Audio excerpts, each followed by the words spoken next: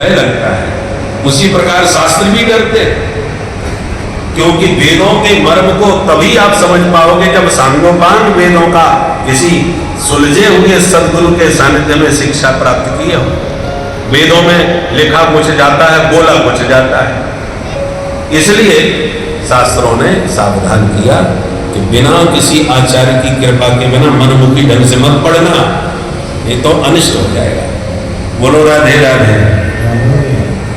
पंचम वेद के रूप में बैठे बैठे सोच रहे थे कितने में नारद जी आए। नारद जी ने मुंह लटकाए व्यास जी को देखा तो प्रश्न कर दिया, अरे पाराशर जी महाराज ऐसे मुंह लटकाए परेशान क्यों बैठे हो? नारद जी ने व्यास जी से पूछा, पाराशर्य महाभारत भवतः कच्चिदात्मना परितुष्यति शारीर आत्मा मानस एव। व्यास जी का ही नाम पाराशर है। पराशरस्य पत्यम पुमान पाराशर, जो पराशर ऋषि के पुत्र हैं उन्हीं को पाराशर कहा जाता है। इसलिए वृंदावन में हमने पाराशर अध्यात्म पीठ की जब स्थापना करी, विद्यार्थियों को संस्कृत व्याकरण आदि पढ़ाने के लिए, भागवत सिखाने के लिए, लोगों ने कहा कि आपने अपने नाम से बुलवाया है। देखिए हमारा नाम नहीं है भैया, ये पाराशर जी माने व्यास जी। और जो भी यहाँ वृंदावन में आते विद्यार्थी वो व्यास पर बैठने के लिए आते हैं, तो व्यास जी की वाणी का यहाँ उपदेश दिया जाता है। इसलिए इसका नाम पाराशर अध्यात्म पीठ है, क्योंकि पाराशर नाम व्यास जी महाराज का है। और यहाँ पर देखो भागवती प्रमाण है, भागवत में नारद जी ने व्यास जी को पाराशर जी कह के संबोधन किया। व्यास जी महाराज, हे पराशर नंदन, आप परेशान क्यों बैठे हैं, क्या बात है? तब नारद जी को प्रणाम और पूजन करके व्यास जी ने कहा, देवर्षि मैंने बड़े बड़े ग्रंथ लिखे और न जाने क्यों मेरे मन को अभी पूरी तरह प्रसन्नता नहीं हुई, संतुष्टि नहीं हुई, कमी कहाँ रह गई है मुझे भी नहीं मालूम। नारद जी बोले, हम बताएं? बताओ महाराज। नारद जी कहते सुनो व्यास जी, आपने ग्रंथ तो बहुत जोरदार लिखे हैं, और किसी भी ग्रंथ में अभी तक आपने गोविंद के गुण नहीं गाए, और जब तक ठाकुर जी के गुण नहीं गाओगे तब तक चैन नहीं पाओगे, चाहे जितने ग्रंथ लिखो। नारद जी कहते हम पूर्व जन्म में दासी पुत्र थे और संतों की सेवा करके और उनका सीख प्रसाद पाते पाते उन संतों के आशीर्वाद से इस जन्म में हम ब्रह्मा के बेटा बन के पैदा हुए।